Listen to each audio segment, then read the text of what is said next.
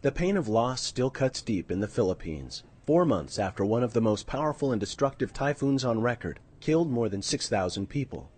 13-year-old Jerome Nabong lost his home, which was built on sticks in the sea. He is among the 4.1 million people who were displaced by Typhoon Haiyan, known locally as Yolanda. Jerome was now living in a makeshift shack with his parents and 5 siblings. Nahadlok kira nanuno. Kung nahangin makusog nanuno. Ito. Tapos kung kuha na nanay, bakwit na kuno kita nanay, kayo nakusog na kuno hangin, suwad ba ito? Takaya ko, wari ko man anuan balay, wari ko man babayay, kaya nakato ng mga gamit, kaya bagulat to ng kahit na ng balay, nagpabilin ako. Tapos dumako ng tubig, dama naksamad, kaya na akong mga anak nagburublag man, aga man adto. Jerome and his family are among the 930,000 people that UNICEF has restored access to safe water. In this case by giving them a water kit that includes a portable jug and water purification tablets. They also received a UNICEF hygiene kit with toothbrushes, toothpaste, sanitary napkins, and bath and laundry soap. As his mother says, though, beneath the surface, Jerome and his siblings are still very much traumatized by the storm. Bringing psychosocial support to children and teachers is a UNICEF priority in the aftermath of disaster. In the wake of Haiyan, UNICEF worked with partners to reach teachers, daycare workers, and education authorities with training on how to support children like Jerome who were affected by the typhoon. Some 17,000 children now benefit from 89 child-friendly spaces in typhoon-affected regions. Soon after the typhoon hit, UNICEF and partners set up such spaces across affected regions, so children could have a safe place to play, learn key life skills, and receive psychosocial support toward healing and recovery. Part of a child's recovery is getting them back in the classroom as quickly as possible. To date, UNICEF and partners provided 430,000 children with learning materials in affected areas. Close to 153,000 children received backpacks and school supplies. The destruction of many health centers meant services were suddenly discontinued, including routine immunization with devastation of the cold chain and loss of vaccines. As one of the first strategic decisions of the Yolanda for the UNICEF was that we should give priority to hard to reach areas. Because through our experience we know that there are the places that sometimes get neglected when it's coming to humanitarian aid.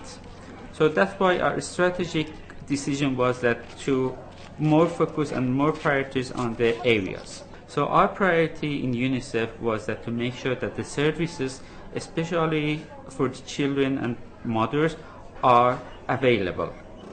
On the island of Panay, health teams are traveling to remote areas and going door to door, registering children for vaccines.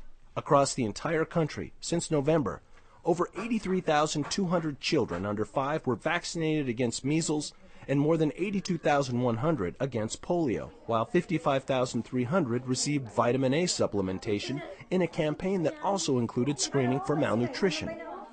One of the mothers benefiting from the vaccination campaign is Ruth Catalan, a young mother who brought her 17-month-old daughter Jessica to this healthcare center to be vaccinated today. The typhoon took all of her family's material possessions, including her husband's fishing boat, and nearly took her daughter's life.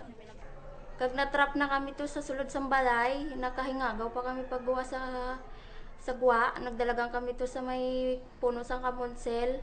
Dito sa puno sang kamonsel, may uhot to nga gatambak. Nagsaka kami to kay mataas naman sa pag mag-ano sang balod nga dako kay anamong balayway na to, naanod na to kay dako na ang tubig. Nagsaka kami to mga kuya dito, ginigot namon sa sa galon. Pinangamuyo kami nga maghuba na bala ang tubig. Kay way na kami paglaom nga mabuhay pa kami. Kag ang puya nasamad arios na niya sang samad. Balat sang iya siki. Kag dako na mo pasalamat nga dayon ang tubig.